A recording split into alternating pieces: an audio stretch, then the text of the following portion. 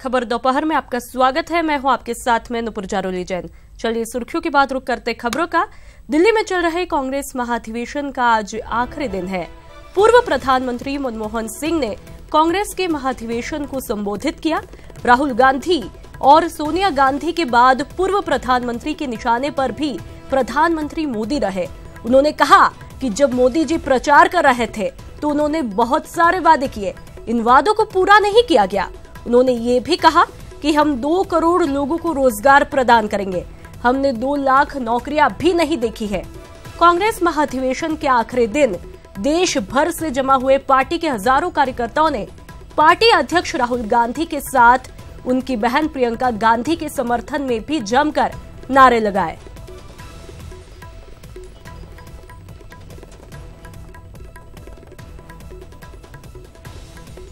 दिल्ली में चल रहे कांग्रेस महाधिवेशन का आज आखिरी दिन और इस अधिवेशन में पूर्व प्रधानमंत्री मनमोहन सिंह ने कांग्रेस के महाधिवेशन को संबोधित किया। और राहुल गांधी और सोनिया गांधी के बाद आपको बता दें कि पूर्व प्रधानमंत्री के निशाने पर भी प्रधानमंत्री मोदी ही रहे। उन्होंने कहा जब मोदी जी प्रचार कर रहे थे तो उन्होंने बहुत सारे वादे किए और इन वादों को पूरा नहीं किया गया। BJP government has messed up the economy. When Modi ji was campaigning, he made lots of tall promises. Those promises have not been fulfilled. He said that the BJP, if it comes to power, will provide 2 crores of jobs. We have not seen even 2 lakhs of jobs.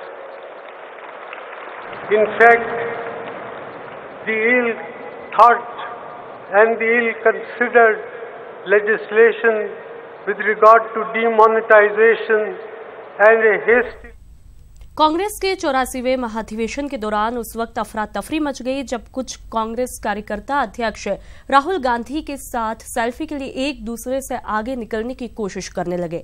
आगे निकलने और राहुल गांधी के पास पहुंचने की इस कोशिश से हंगामा शुरू हो गया और लगा कि भगदड़ मच जाएगी।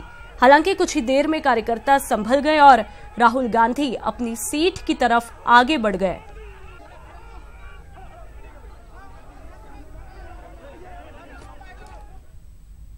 जम्मू कश्मीर के बालाकोट में पाकिस्तान की भारी गोलीबारी से एक ही परिवार के 5 लोगों की मौत हो गई, जबकि सीज फायर में 2 लोग घायल हुए हैं।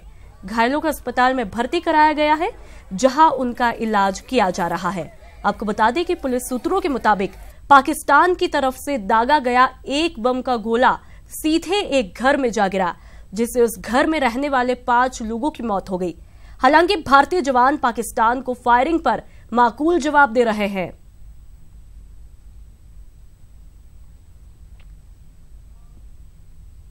बढ़ते हैं आगे।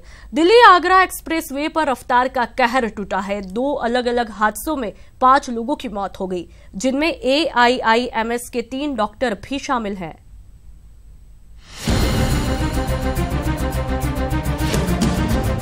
एम्स के कुछ डॉक्टर निकले तो थे जश्न में शिरकत करने, लेकिन आगरा पहुंचने से पहले ही रास्ते में बड़ा हादसा हो गया।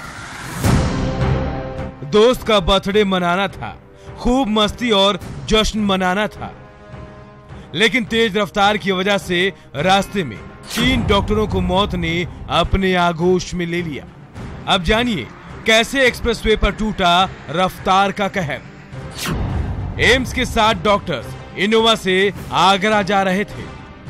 आगरा में अपने दोस्त का बर्थडे मनाना चाहते थे, लेकिन दिल्ली और आगरा के बीच बड़ा हादसा हो गया। मथुरा से पहले यमुना एक्सप्रेसवे पर एक्सीडेंट हो गया। सुरीर कोतवाली इलाके में तेज रफ्तार इनोवा एक कंटेनर से टकरा गई। भीषण हादसे में 3 डॉक्टरों की मौके पर ही मौत हो गई, जबकि हादसे में 4 डॉक्टर्स गंभीर रूप से घायल हो गए, जिन्हें इलाज के लिए दिल्ली के एम्स भेजा गया है। पुलिस के मुताबिक मृत डॉक्टरों की पहचान डॉक्टर हेमबाला, डॉक्टर यशप्रीत और डॉक्टर हर्षद के रूप में हुई है, जबकि डॉक्टर कैथरीन, डॉक्टर अभिनव और डॉक्टर महेश समेत 4 डॉक्टर घायल हुए हैं। ये एम्स हॉस्पिटल के डॉक्टर हैं। एम्स हॉस्पिटल से आगरा जा रहे थे अपने साथी का बर्थडे सेलिब्रेट करने के लिए। तो कितने एक्सपायर हो गए उसमें? इसमें 3 एक्सपायर हो गए। काम के 4-5 मरीज जो है जिनकी स्थिति गंभीर है, जिनका ये उपचार चल रहा है, बाकी को छोटी मोटी चोट आई है, उनके भी इलाज चल रही है, दवाइयां चल रहा है। एक्सप्रेसवे पर दूसरा हादसा बड़ा दनकौर में हुआ। यहाँ पर एक रोडवेज बस एक्सप्रेसवे से 30 फुट नीचे जा गिरी, जिससे उसमें सवार 2 यात्रियों की मौत हो गई, जबकि 23 यात्री घायल हो गए।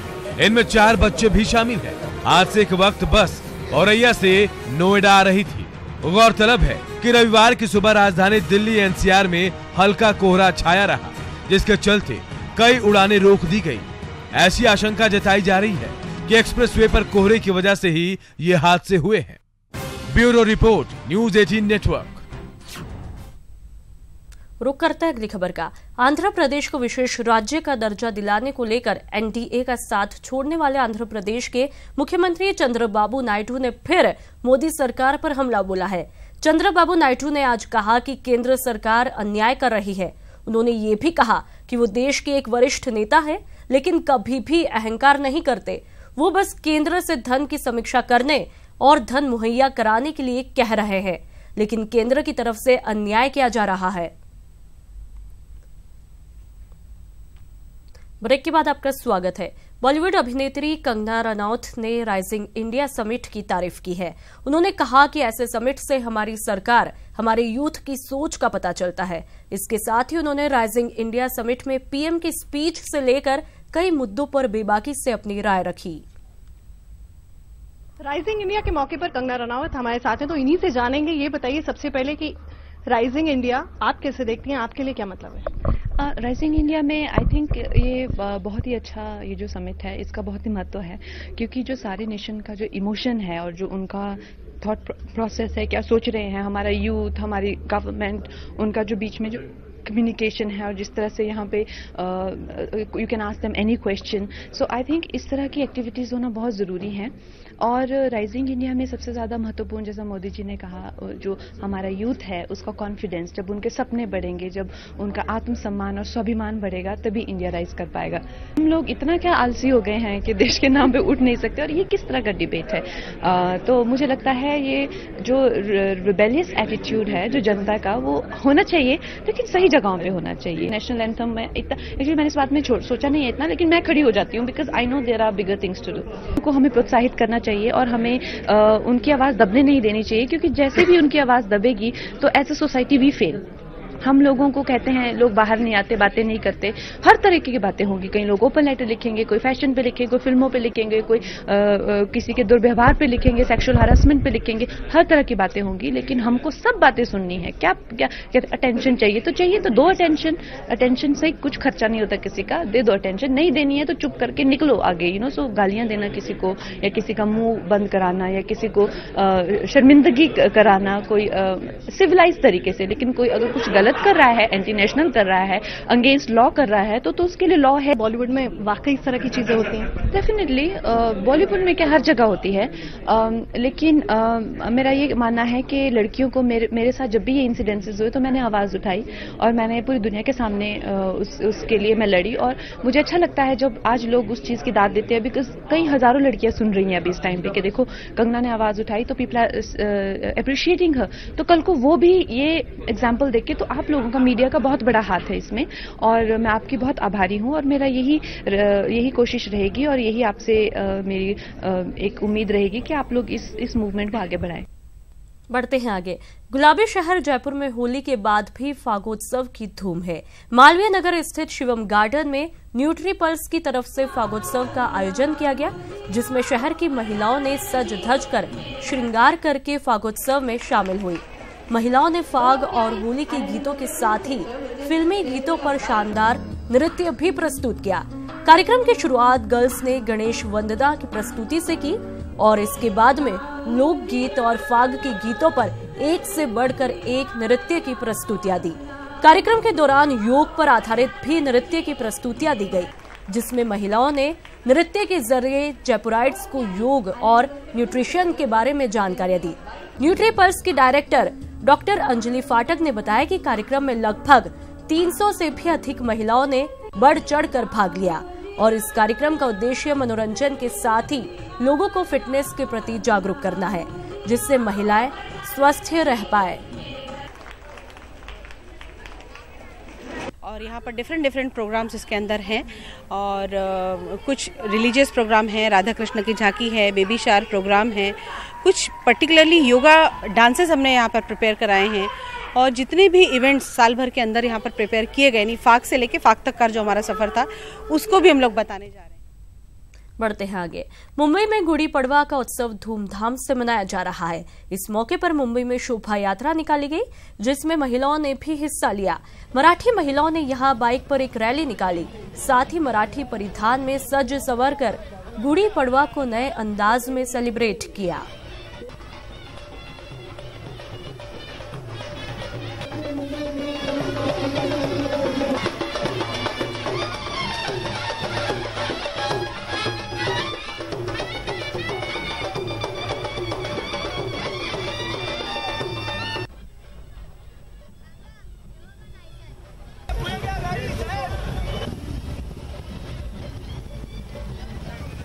यहाँ पे स्पेशली मुझे बुलाया गया था मेरी बुलेट लेके।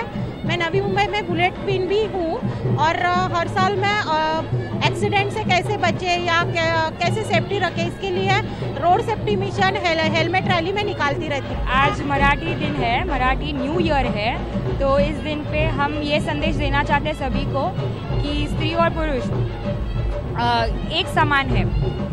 जी, हम ये बताना चाहते हैं कि नए साल की शुरुआत हम कर रहे हैं, उधर हम ये बता रहे हैं कि हम भी महिलाएं किसी पुरुषों से कम नहीं है।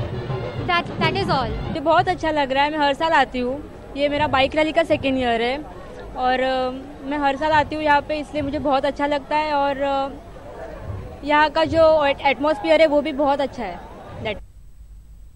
अगर आप भी गोलगप्पे का शौक फरमाते हैं तो फिर ये खबर जरूर देखिए, क्योंकि आपने अगर ये खबर नहीं देखी तो फिर गोलगप्पे खाकर हो जाएंगे आप बीमार ही नहीं, बहुत बीमार।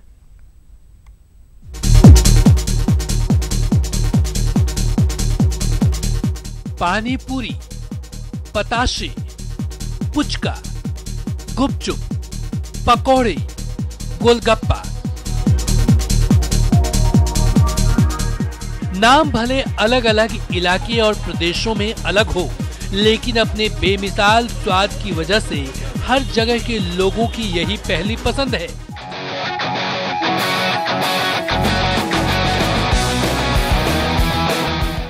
और इसका खट्टा मीठा स्वाद इतना लाजवाब है कि हर कोई इसका दीवाना है। इसी स्वाद की दीवानगी में लोग गोलगप्पे खिलाने वालों के हाथों के मैल को अनदेखा कर देते हैं। गोलगप्पे खिलाने वालों के माथे से जब पसीना गिरकर घड़े के पानी से मिलता है, तब भी लोग इग्नोर कर जाते हैं। ये तो आम बात है, लेकिन हम आपको जो दिखाने जा रहे हैं उससे आपके होश उड़ जाएंगे। जब भी गोलगप्पे खाने की सोचेंगे, दिमाग सुन्न हो जाएगा। मुंह में उतर आया गोलगप्पे का खट्टा मीठा स्वाद यकीनन कड़वा हो गया होगा। अब जरा अपने मैले पैरों से आपका जायका बढ़ाने वाले इस तस्वीर की हकीकत जान लीजिए।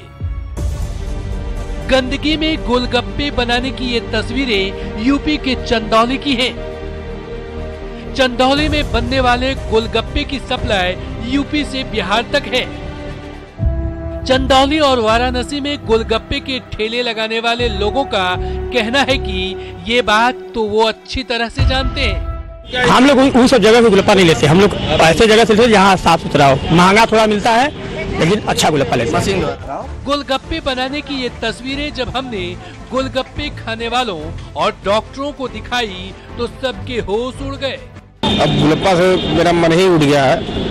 कोशिश तो यही करेंगे घर पे खाएं, बाहर तो खाना उचित नहीं है। हानिकारक है, क्योंकि चीजें हमारे डायरेक्ट पेट में जा रही हैं, तो जितनी भी पेट संबंधी बीमारियां हैं वो सभी उसमें जो है शामिल हो सकती हैं।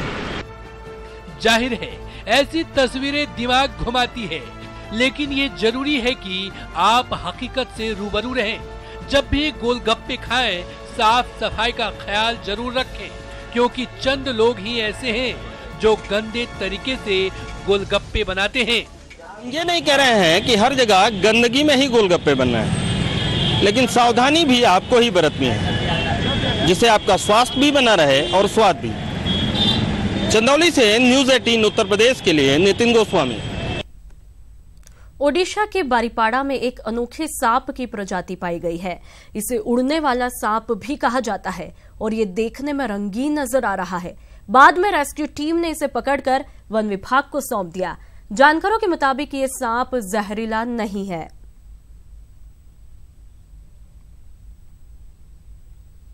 तस्वीरें आपकी टीवी स्क्रीन पर आप देख सकते हैं।